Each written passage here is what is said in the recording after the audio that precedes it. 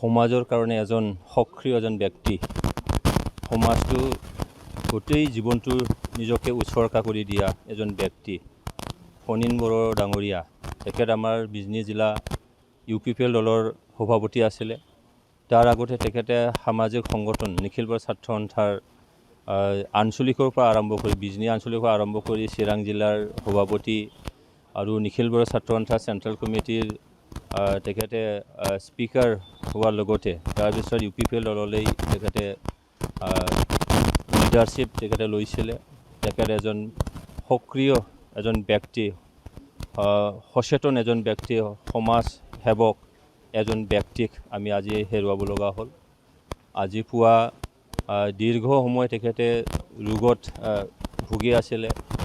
তো বঙাইগাঁও অৱস্থিত লোৱাৰ আছাম হস্পিটেলত তেখেত আজি পুৱা 7টা বজাত এই লীলা সম্মৰণ কৰে। তেখেতে জীৱনৰ যুদ্ধত আজি সেৱ মানিব লগা হ'ল।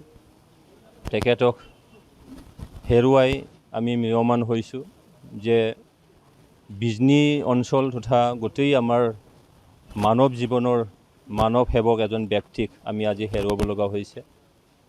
তেখেতৰ বিদেহী আত্মালৈ মই ব্যক্তিগতভাৱে আৰু UPPL দলৰ হৈ তেখেতৰ বিদেহী আত্মাৰ আত্মসদ্গতিৰ কাৰণে ভগৱানৰ ওচৰত মই প্ৰাৰ্থনা জনাইছোঁ। তেখেতে য'তেই নাথাকক কিয়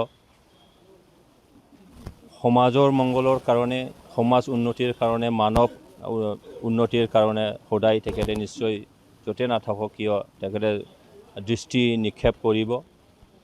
এই দুখৰ সময়ত তেখেতৰ পত্নী লগতে এজনী ছোৱালী, ক্লাছ 6ত পঢ়া এজনী ছোৱালী তেখেতে এৰি গ'ল।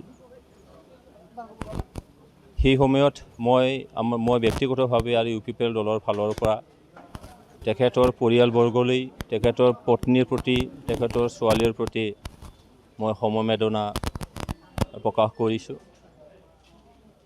তো এইখিনি সময়ত ক'ব ভাষা নাই যে আজি এনে এজন ব্যক্তি যিজনে গোটেই নিজৰ জীৱনটো ছাত্ৰ অৱস্থাৰ পৰা আৰম্ভ কৰি নিজকে উৎসৰ্গা কৰি দিছিলে মানৱ সমাজৰ উন্নতিৰ কাৰণে, ইয়াত থকা বিভিন্ন জাতি জনগোষ্ঠীৰ উন্নতিৰ কাৰণে। তেখেতে ৰাজনীতিত আহি জিলাৰ সভাপতিৰ নিচিনা এটা গধুৰ দায়িত্ব তেখেতে কাৰ্যভাৰ লৈ এই অঞ্চলৰ বিভিন্ন জাতি জনগোষ্ঠীক সমতাৰে কেনেকৈ আগবাঢ়ি লৈ যাব পাৰে তাৰ কাৰণে তেখেতে দিনে ৰাতি কাম কৰিছিলে।